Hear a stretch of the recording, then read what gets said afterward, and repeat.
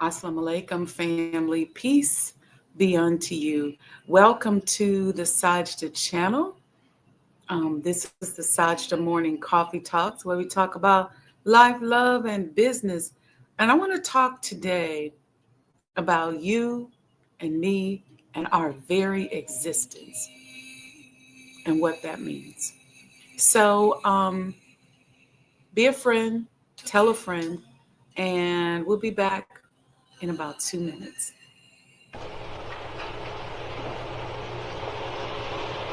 O Allah, guide me among those whom Thou hast guided aright, and preserve me among those whom Thou hast preserved, and befriend me among those whom Thou hast befriended. Bless me in whatsoever Thou dost grant me, and deliver me from the evil of what Thou hast judged. Surely Thou judgest, and none can judge against Thee, and he whom Thou befriendest is not disgraced. Blessed art Thou, O Lord, and exalted be Thee above what they set up besides Thee. I bear witness, nothing deserves to be served besides Thee, and I bear witness that Muhammad is Thy servant and apostle. Amen.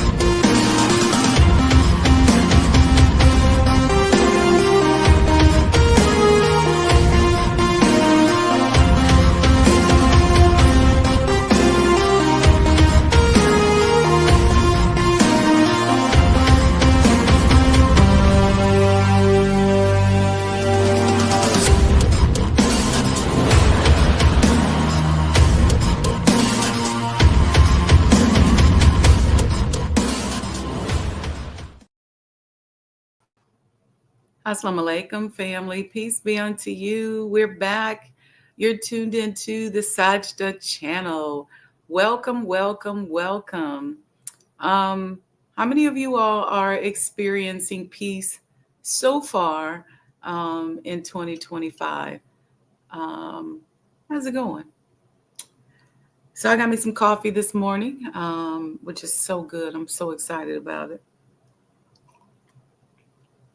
You know, coffee and tea for me is a very meditative ritual for me in the morning. And depending on what I'm feeling like, I toggle between coffee and tea. So, mom says, happy cold Saturday, everyone. I literally was just sitting here looking at the temperature saying, is it too cold to go for a walk? I don't know. I got to see. Otherwise, I may have to figure out something else to do for my workout. I just wanted to get outside for some reason. But anyway, I was talking to somebody who did a 12-hour walk challenge, and I was like, ooh, I want to do that. And he said that it's somebody I used to do CrossFit with back in Maryland. And he said that he thought it would be easy because he's like, it's walking, you're walking at your own pace. But he said that, you know, he had mapped out his route. And by the time he got back to the parking lot where his car was, he literally passed out. And this is somebody who does like Ironmans and, you know, all of this stuff. And I was like, whoa. So I don't know, even a nomadic person like me, a full-on Fulani, I don't know if I can do a 12-hour walk challenge. I may start off like trying like a 4-hour walk challenge. I'll wait till it get a little warmer though, and to just see. But what he did with it was just made it very meditative and focused on goals. And he said that he did his in a forest preserve. You have a lot of those types of foresty type preserves over in Maryland, and people do a lot of workouts there. And it's really easy to get lost up in those forest preserves over there in Maryland. I know some of y'all like, I ain't walking through no forest preserve. It's actually not that bad. Although I will tell you that I had a huge spiritual experience with trees, because as you're walking, you know, I was walking like in the summertime about 3 o'clock in the afternoon, and I was meeting some friends for dinner, and I was like, I'm gonna go knock out a 2-hour walk, and started walking. It was very light. And then once you get into the canopy of the trees, it gets really, really dark. And when I looked up and looked at the trees and I saw how massive they are and how they just kind of closed in and shut out the light, and literally up in there it was like dark. There were people riding their bikes and stuff like that, but it was, and I actually had a spiritual experience. I never felt that connected to trees or the massive size of the trees and the vibration of the trees ever in my life. I think I did a show about it right after it happened, but it lasted maybe 2 minutes, which is a long time for a spiritual experience. But um, and then as I'm walking through, now I'm not sure which way I'm going because you lose your direction and your way. And so I just said, I'm going to go towards the sunlight. And I went towards the sunlight. And then that was a whole different parking lot from the one that I was on. And so I ended up just walking around the forest preserve to get back to my car, which would have probably been shorter. But yeah, so the 4-hour challenge is cool, but I probably would do it like on the lake here in Chicago on Lake Michigan. Like, and I've done that before where I've walked from like literally the south side through downtown to the north side and back. But I don't know about a 12-hour thing in the forest preserve, but they did it. They did it. Yeah, it's interesting. So welcome everyone. Welcome. I see Brother Lamont, I see Mom, I see Orlando Gardner, I see Sister Alita, I see Sister Aurelia. Assalamu alaikum. Peace be unto each and every one of you. Let me know in the chat what y'all sipping on. I got some really fresh brewed coffee today. I made egg coffee because I really didn't want to deal with the caffeine. So it's nice and hot and feels very rich. But so um, I wanted to mention that I am working right now with entrepreneurs to help you scale your businesses. So, any of you out here who have started a business, or you got a hobby or a hustle, or something that you've created that you just can't quite get off the ground, one of the things I'm really good at is helping you to expand and grow and push your business to that next level. And so just being scalable, I'm calling this my, scalable phase where I'm really focused on helping 10 entrepreneurs scale their business to $1 million status. This is so that we can have more impact. And this is really only for people who want massive impact, right? I had one of my clients said to me, sometimes some of the conscious entrepreneur stuff and trying to figure out who you need to be in order to have what you want and blah, blah, blah, blah, blah. She said, I really lose faith with that. And I said, here's the thing. I said, you got hardcore rugged business where you buy something at a lower price than what you sell it for. You try to figure out how to create the numbers with that. You try to scale it on a mass basis. And you can become very, very, very wealthy doing that. If you can figure that out, and if that's your business model, I can certainly help you do that. But what I'm really interested in is people who want to do business in a new way, to deploy new business models to make a greater impact on their community. So you got business and then you got massive impact. And oftentimes those are two different people. Some people do it the other way around. You see a lot of billionaires out here going to do yoga and trying to figure out how to give back. And they start these foundations and all that stuff. But the foundations are contingent upon how well the business does. It's not really ingrained in what they do. So for me, I'm a conscious entrepreneur. So my focus is multifactorial in that, one, I want to introduce much needed goods and services in my community, and I want to impact individuals like yourself. But then for two, I want to make massive amounts of wealth so that I can have more impact. Okay. And a lot of times spiritual people struggle. And I'm going to go here for a minute because a lot of people don't like this, but Black people especially, and now Hispanic people, and I've learned some Asians through my conversations actually this week. I'm working on a talk that talks about helping to create some synergies between Black business owners and Asian business owners, which is going to be interesting. So we'll see how that develops. But here's the thing for us.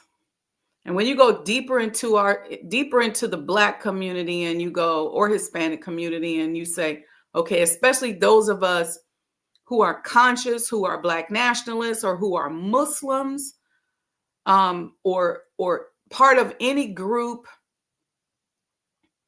in general, where there's oftentimes a lot of propaganda against us. We tend to over focus on the enemy. When you're with us, there's sometimes a lot of gloom and doom, a lot of the enemy this, a lot of they and them, a lot of pushing up against this this force that is very real, but making it more of a focus. And here's what the enemy does. In warfare, and I know I've been through this, so you all know I only speak on what I've been through. In business warfare, oftentimes what happens is that the forces are lined up against us, and we're going from one fight after another, after another, after another. And so we're stringing together a series of victories, but we rarely get an opportunity to look back and celebrate or even acknowledge and be grateful for the victories that we've strung together, because the minute we overcome one thing, here comes something else. And so our focus is just trying to stay afloat, trying to figure out how to win. We don't get a lot of times to go into that space of creativity without resistance. And so when you hear me talk about manifesting in the face of controversy, this is what I mean. So we have been challenged, beautifully challenged, I'm going to say, and I'm going to show you what I mean. Beautifully challenged to be manifesting in the face of controversy. And I think that now all we have to do is start celebrating those little wins. And what do I mean by that? The fact that you're here, the fact that you have a story, says volumes about the divinity of your life, the blessing of your life, and who you are. Remember when Oprah was being sued for $1 billion by the beef industry down in Texas? And I saw somebody repeat this on a podcast, but somebody asked her, how do you feel being sued for everything that you're worth? So because these people got a problem with you, they are coming at you for everything you own. And I've actually been there. And she said something that I understood so well. And I don't remember this, but she said, I'm blessed to be in a position to be able to be sued for $1 billion. And I was like, I got that. When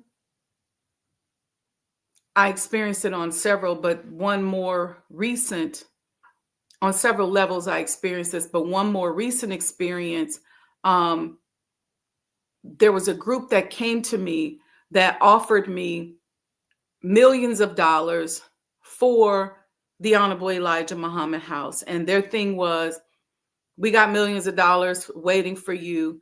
If you would just allow us to repackage the Honorable Elijah Muhammad. And I said, listen, no offense against your mission and whatever it is that you're trying to do, that you've done, that is part of your story that have made you successful.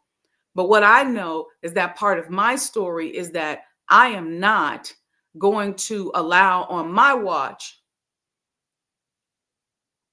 the history that I have fought to uphold and protect to be repackaged, because repackaged to me is not history. And we had a conversation, and I said, it's not happening. I'll just have to thug it out. But that's not the point that I want you to focus on. But here's the point. When I got in my car, I cried. I didn't cry because I'm a sap or because I'm weak or all of that. I cried because I was grateful. They were tears of gratitude because I was grateful that it was me. Because I got the sense that a lot of other people would have taken the money and been walking around like on stunt mode. But I said, I'm glad it was me, because I know me and I can bet on me, and I know my story, and I know how important my story is to me. And I know how much I respect Allah for the navigation that he's given me through this life, the way he's navigated me through this life. So grateful. And so I had these tears of gratitude that it was me. And what I'm saying to us this morning is that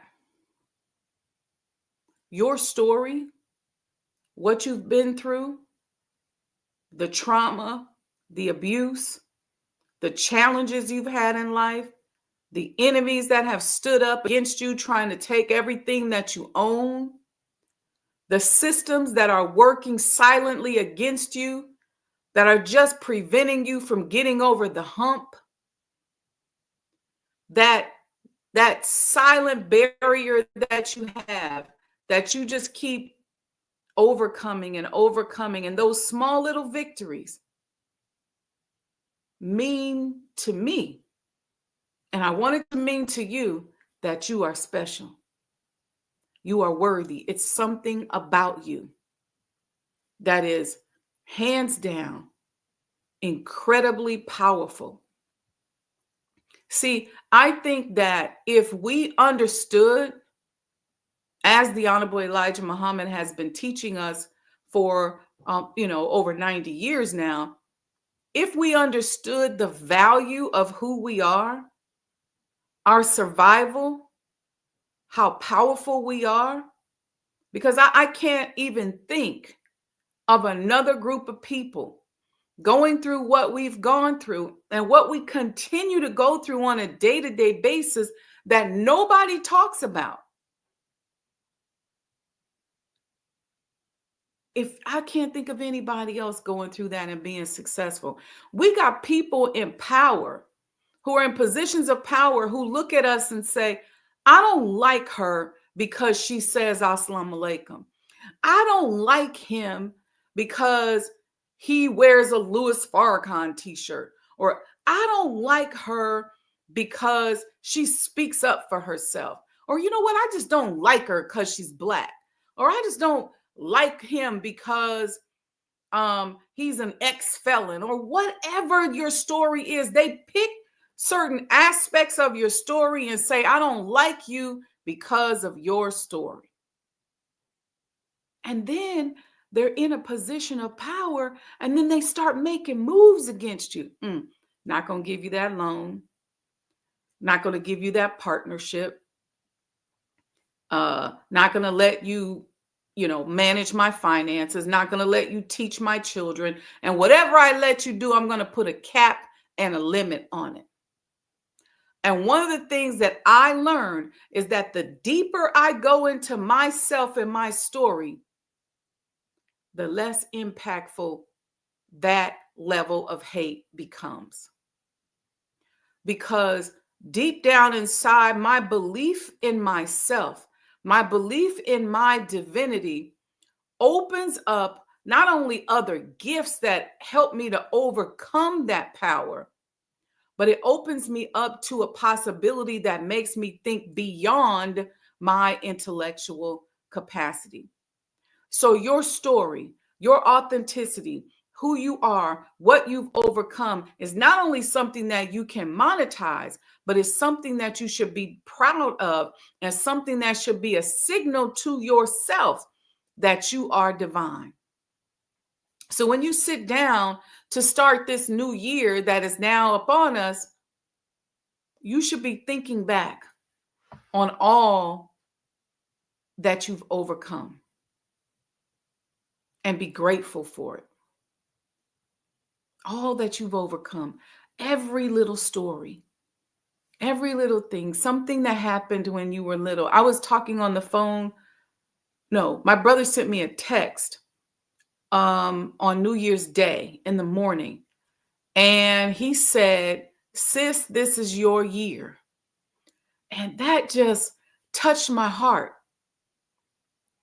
And I got really emotional because I said, here's my brother who I'm putting his business out there, who up until he was about 7-ish or 8-ish, didn't really talk.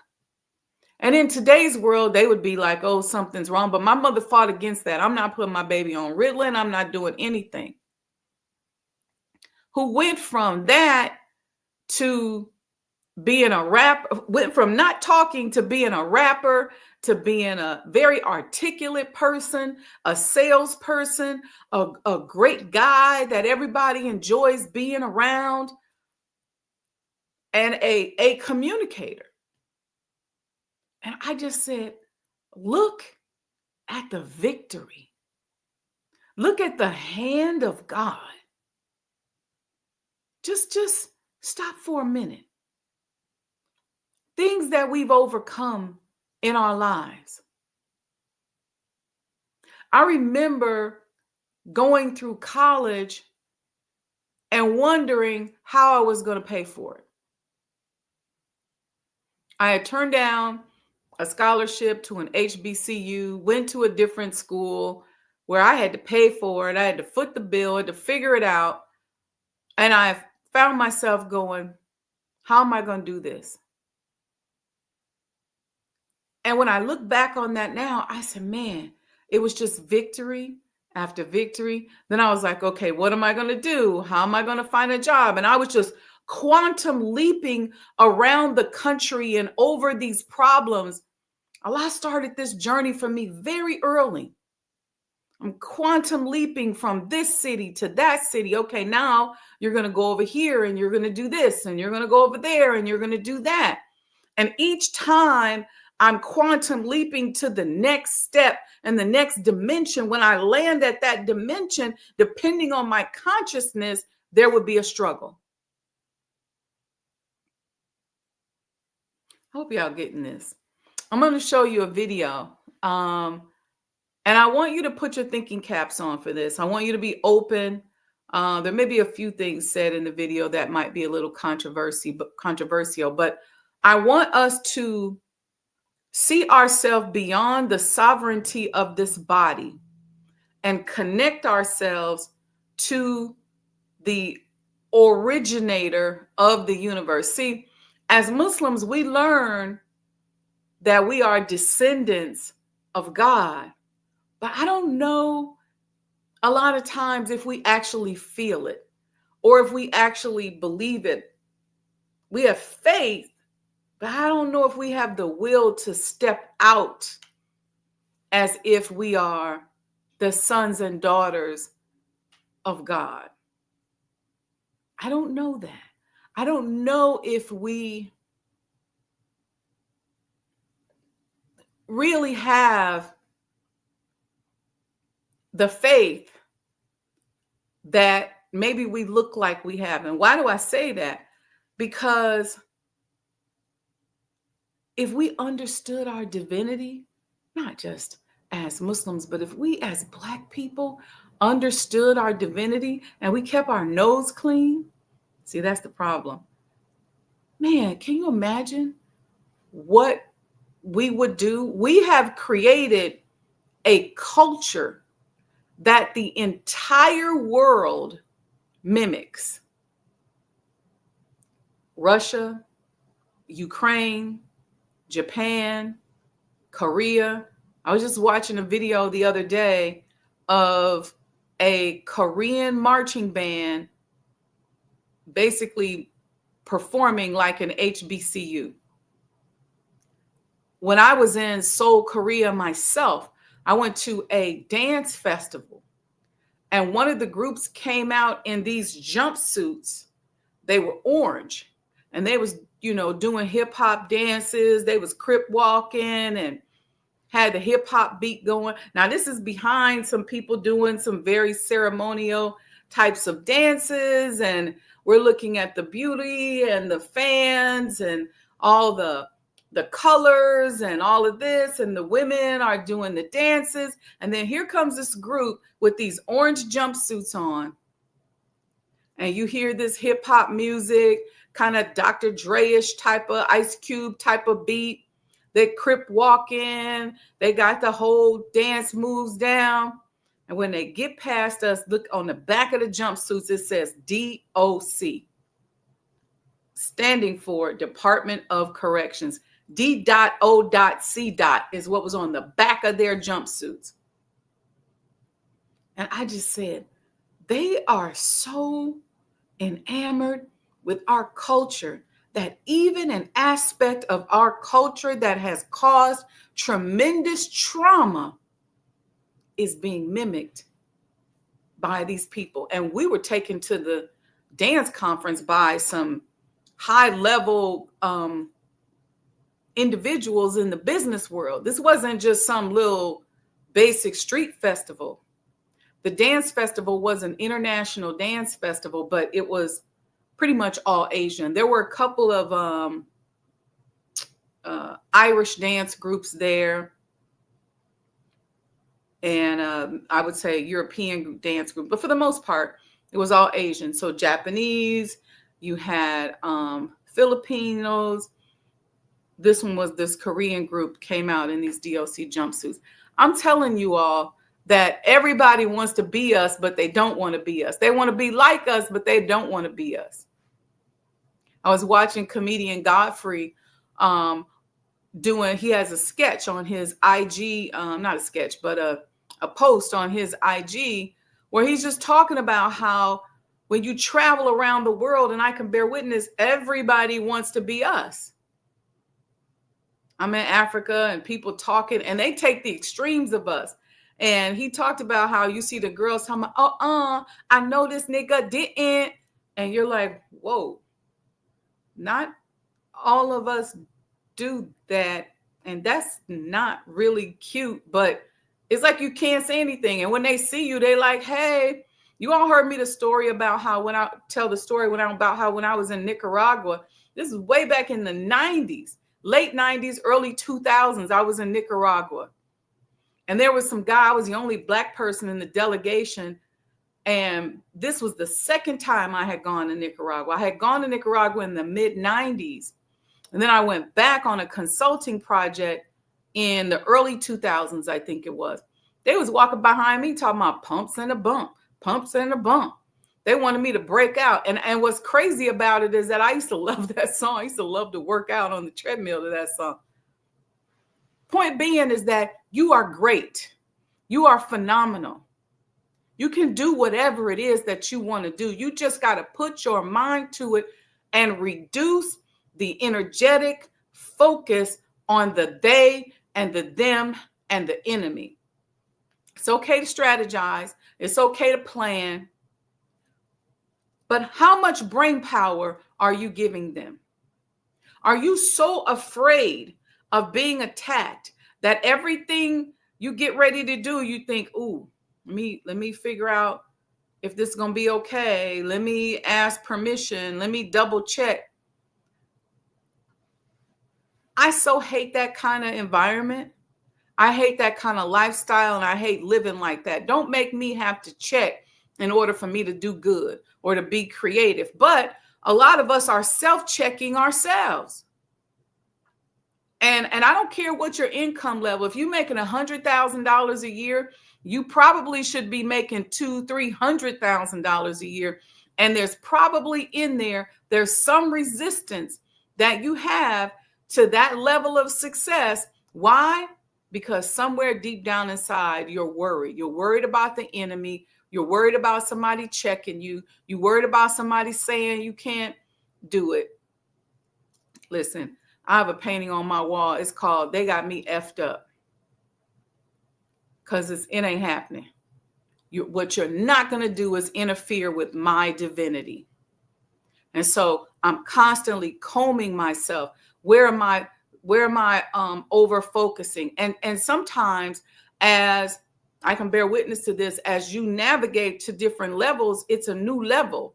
So you find yourself having to figure out how to navigate and live at that level and how to deal with the opposition at that level. Because when people just think you got a real job and maybe that you're doing okay, they probably won't really bother you.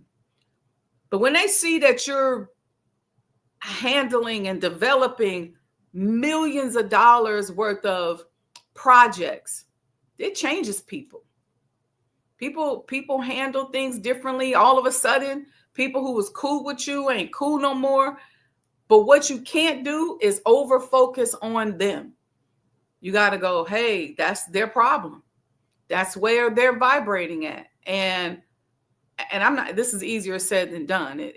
I have stunted my own growth worrying about the reaction of other people, and not even worry about it, but being shocked by the reaction of people as I quantum leap to different levels. I've slowed down my elevation process at different times in that elevation process because I got shocked by the people who start tripping. That, I think, is one of the number one things that holds us back. And a lot of times, because we want to play it safe, we want to be comfortable, we subconsciously stay at a level that those people, especially if they're people that we care about or we love, we stay at a level subconsciously because we know that this is a level that's comfortable for them. Because heaven forbid if we all of a sudden start amassing millions of dollars and start needing a driver and security and start rolling differently. This is what happens to athletes and entertainers, where they go from singing in the basement to singing on the train to all of a sudden getting a record deal. And now all of a sudden they're in front of massive amounts of people and people are vying for their attention. They're trying to bring people around them with them and create that companionship. But oftentimes you can't bring those people with you. You just can't. And it becomes a challenge sometimes, because sometimes people won't grow with you, or they won't let you go to allow you to grow. And what I'm saying to all of us is, you got to let go so that you can grow and enhance and develop. It don't mean that you can't talk to that person, but you got to let go of subconsciously trying to satisfy those people. See, sometimes what happened is, maybe as a young person, you experienced a certain trauma. You did something and your family got upset, or you got kicked out of school, or kicked out of this house, or people stopped talking to you or stopped dealing with you. And so now that things are better and there's something inside of you where you don't really want to be lonely, you tend to bow down subconsciously to the vibrational level that they're comfortable with, because you don't want to experience what you experienced with them before. What I'm saying to you is that you have to have more faith in God. Have faith that they will or won't be able to handle it, but have faith that either way you can handle it. And you got to soar, because I promise you, people will change. You'll do good in your business. And I would say probably up to about $200,000-$300,000 a year. That'd be okay. Especially if you're working, or maybe you're an independent contractor, and they'll be okay. But when they start seeing those $1 million projects and evidence that you are in another circle, a multi-million-dollar circle, people stop messing with you. It could be people that you grew up with, that you've been close to just like this. They start tripping. But you got to be okay with letting them be exactly where they are. And you know what I learned to say? And this took me a while to learn. And I, like I said, I'm telling you this because I don't want you to stunt your growth. I've stunted my growth in the past because I'm like, man, what's going on? And I'm not married. So having that companionship of certain close people made me want that companionship even more. And so instead of risking losing that companionship, I stayed low. But then I started going, wait, what's going on? What am I doing? How did my growth slow down? What's happening here? And then I had to just say, this is a faith issue. I had to have a conversation with myself, because you have to have faith that God will provide everything that you need. You say you believe that table has been prepared for you, but do you really believe? Do you have the will to move like you know that table is prepared for you. And that table being prepared, everything that you need includes what you're longing for and the fear of loss that you might be experiencing. So if you have a fear of losing that companionship of friends and family and people in your circle, trust and believe and have the will to know that God will provide even that and then some at that next dimension and the next dimension and the next dimension. Okay. You have to, you really, really, really have to keep moving. But it's a big quantum jump. Once you get into that multi-million-dollar space, it's a big quantum jump and it's a different world. Your enemies change, and so do your so-called friends and family. If you're blessed, like I've been blessed in some cases where those people haven't changed and certain people don't change, you are truly blessed. This is why a lot of, and I'm going to just get into this a little bit. This is why a lot of times I can speak on being a Black woman. This is why you see a lot of sisters who go, you know what? I'm going to opt for an alternative. Because some of them are navigating a world where they feel very lonely and alone. And they may say, I'm going to opt to marry somebody that doesn't look like me. For myself, I've decided and made a strong conviction that I'm not marrying a white man and I'm not dating women. So I'm going to stay on this straight and narrow, and that companion will come at the right time. And right now, Allah keeps me very busy and keeps me very focused on what He gives me. So I don't necessarily worry about that. But a lot of women worry about that as they begin to navigate and elevate. And that's just real. They start to open themselves up to other options because the world tells you, well, there are other options out there. You don't have to be alone. And for me, I said, well, there are no other options. My option is a Black man. Now, I prefer him to be an American person, but if he ain't, but Black is the thing. That's what I'm attracted to. That's what I like. And that's what's important to me. But people open up and they go, hey, I'm going to start dating women. I'm going to start dating men of all kind of different races. For somebody like myself who says, nope, I'm going to walk this path right here. And if Tyrone and Junebug and them don't get themselves together, and brother Hassan and Abdul don't get themselves together, your sister gonna be messed up, because my faith is right there.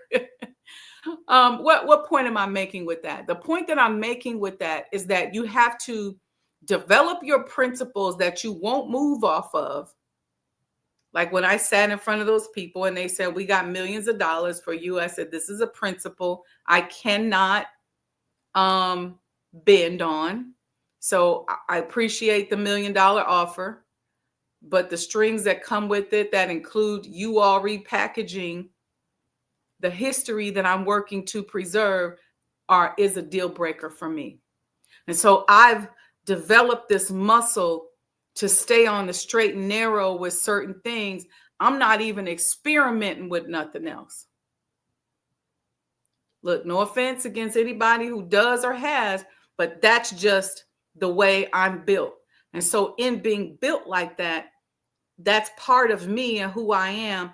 I know that there's a divinity and that the hand of God is on my life. And so what I'm encouraging each and every one of us to do is to realize the hand of God is on your life. I had a video that I was going to play. It's probably a little too late. It's like 9 minutes. I don't even want to introduce it. I think we're going good. Give me give me any questions or comments. Let me go back up here to see what y'all are saying. Um, we read that one. Mom said happy cold Saturday. Sister Aletha says ASA. ASA, you all, is an acronym for Assalamu Alaikum. She says morning blessings. Assalamu Alaikum simply means peace be unto you. It is a prayer that we as Muslims say when we greet one another, and when we greet you, we wish you peace, which is a powerful prayer so that no matter what you're going through, you experience peace. It's one of the greatest prayers that you could pray for someone. Brother Orlando says oxygen, also says Assalamu alaikum. Let's see who else we got here. We got Brother Lamont in the building. Oh, he's speaking to Sister Aletha. We got Sister Aurelia. She says greetings to all on this fruitful day. She's setting her intention that today is going to be fruitful. I love that. Nubia Latifa says, happy Saturday all. RJ Funches says, ASA or Assalamu Alaikum, Alhamdulillah. All praises due to Allah. It's actually Alhamdulillah. Stringing together victories. That's right, brother. Stringing together victories. How do you string together these micro victories and macro victories? Is you string together good decisions. So you make this decision and that decision and that decision, and you just keep stringing together those good decisions. They're going to lead to victories that you're stringing together. And for us as a people, just stringing through those victories and moving and navigating through life is a sign that you are divine, that you are successful, and there's something very, very, very special about you. And you got to move through this world knowing, like you know that you are special. Move through that world like that. Move through this world being honored by your story. I don't care how bad your past is. I don't care how bad the experiences are that make up your story. It may look like one big, bad, sad story to you, but guess what? It's a sign in that story. There is a sign in that story that you are divine and that there's something special about you. And 9 times out of 10, there's somebody looking at you who you motivate and who gets excited when they see you coming. So tell your story. Reginald, young God brother, says, Walaikum salam, my sister. Thank you so much for those greetings. Sister Sandra D says, Assalamu alaikum, family. Happy first Saturday, 2025. Yes, ma'am, sis. Walaikum salam. Aya Solution says, Assalamu alaikum and great Saturday. Walaikum salam. Sister Betty said, I learned to keep moving when people start hating. Yeah. But here's the thing, Sister Betty. Sometimes you don't know to move when people start hating because you're blessed if you can see the hate. But what happens, and I'm not saying you haven't experienced this, but I want to share this, in that you don't know that deep down inside there's something festering. So yes, you're correct. You do have to just keep moving, and you just have to go, you know what? People are vibrating at different levels of consciousness. And it is what it is. And I can't change your consciousness level. All I can do is just continue to be an example. That's all I can do. And it's unfortunate that I may have to suffer the loss of a relationship. Maybe somebody I grew up with, maybe somebody that I, was cool with, may have to suffer the loss of the relationship. And this is the thing. For us as a culture, the way oftentimes we have to trade in valuable relationships for a success is very, very interesting. Very interesting. I was going to say it's not fair, but everything happens by Allah's permission. So I can't say it's not fair. But I really think that it is a push to enjoin us to get closer to God. That's powerful. Sister Aurelia says, remove fear of loss. The enemy change, and so does friends. Repackaging to deal breaker. That's right. Okay. All right. Any quick questions? We got about 5 minutes left. My coffee done got cold, I think. It ain't bad. Any quick questions before we go? I'm not going to show the video because I think I talked through the time. But the moral of the story, you all, is that your story makes you special. There's something in your story that can be monetized, whether you're a coach, a consultant. If you got experience, you can advise, you can be an advisor. But there's so much there. We are such rich and beautiful people. And for those of us who decide that we want to be Muslims and say Assalamu alaikum, we have added on a whole nother level, a challenge. But the beauty is that we must have faith that in trying to do good in this world, in society, and wanting to help others, to bring peace to others, there has to be a universal reward for that. And we got to move and know that in fact is the case. All right, family. So with that, please make sure you like and subscribe. Hit the super chat button or gift Sajdah Enterprises. You can also give via Zelle, wendy100m@gmail.com. But Sajdah Enterprises on Cash App is just fine. Make that supportive donation. We really appreciate it so we can continue to have content like this for free. Assalamu alaikum, Sister Monica. And support sajdahhouse.com. All right. Okay, family. So peace and blessings. Again, I say it's very important to donate because we oftentimes are not able to monetize these videos because oftentimes the topics are topics that just aren't popular, but they're things that we need. And then oftentimes, if we show people who tell the truth, the people who told the lie get upset. So let's see. Somebody made another comment. Let me read that real quick. Okay. Sister Monica says, wa alaikum salam. All right, family. And get your commemorative Elijah coin sweatshirts. I'm hoping we don't have none left by Savior's Day. So don't be thinking about you waiting. It's going to be like, sorry, we're sold out of those. That is the plan. So go to the gift shop. Go to sajdahhouse.com, scroll to the bottom. There's a shopping bag. Click the button next to the shopping bag at the very bottom. And just go out there and see. And be sure to donate. All right.